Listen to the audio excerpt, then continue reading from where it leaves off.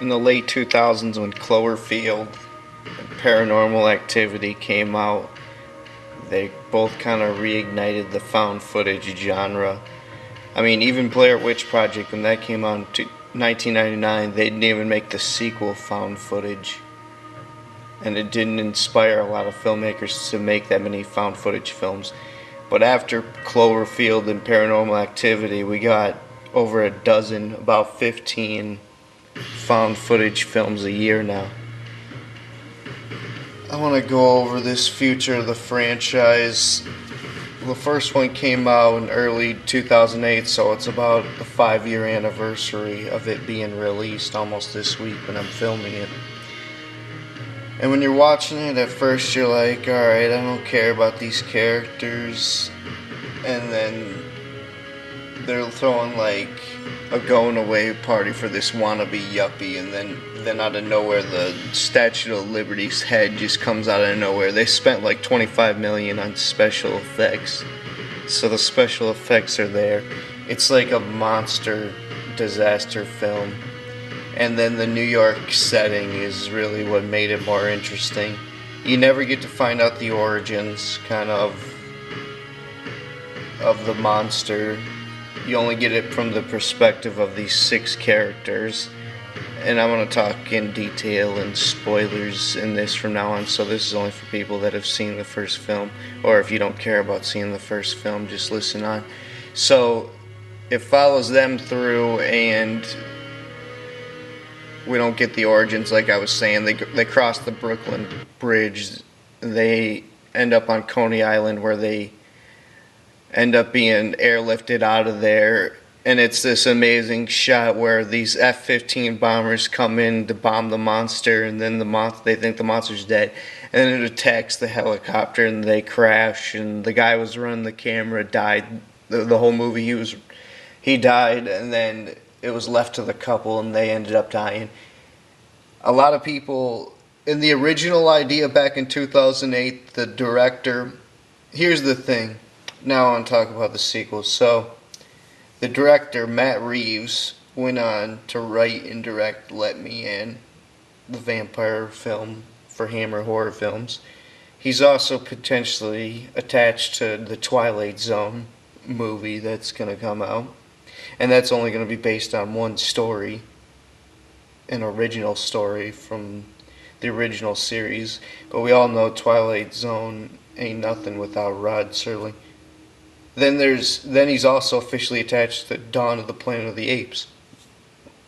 And then, as we know, producer JJ Abrams, there's 3 key guys, and they don't want to do it unless the other guy's involved, basically. And he was the producer. They all seem to have their own ideas. But as recently as, well, let's say JJ Abrams in 2010 suggested he wanted more of a backstory and something, and that didn't mean that it was necessarily a prequel, but maybe like a sequel that tells the backstory from the president's and military perspective. There's also people that want it from the military perspective in the New York setting. They don't want to take it out of that world. And then, yeah, the military perspective would be the best way to go. And then, but the director, Matt Reeves, always suggested that it would be like another, just basically citizen of New York trying to escape. And he also mentions a scene where, on the Brooklyn Bridge, where there's another guy filming the Statue of Liberty's head being cut off. And that scene lasts about 40 seconds, where you could see where the characters interact.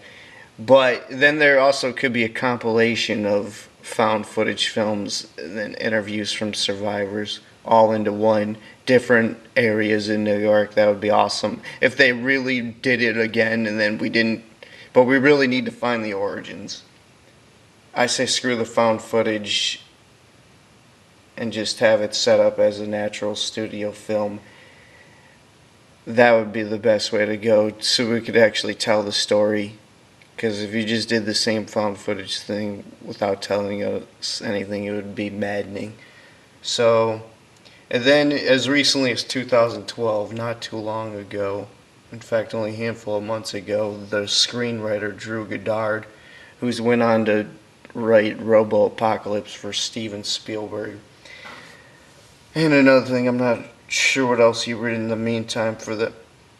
He was just saying, he just reiterated that all of them are busy and they're not on the same page and they have different ideas of where they want to take the franchise. And he was saying that they were just originally didn't even want to have a franchise. It was just supposed to be one good movie.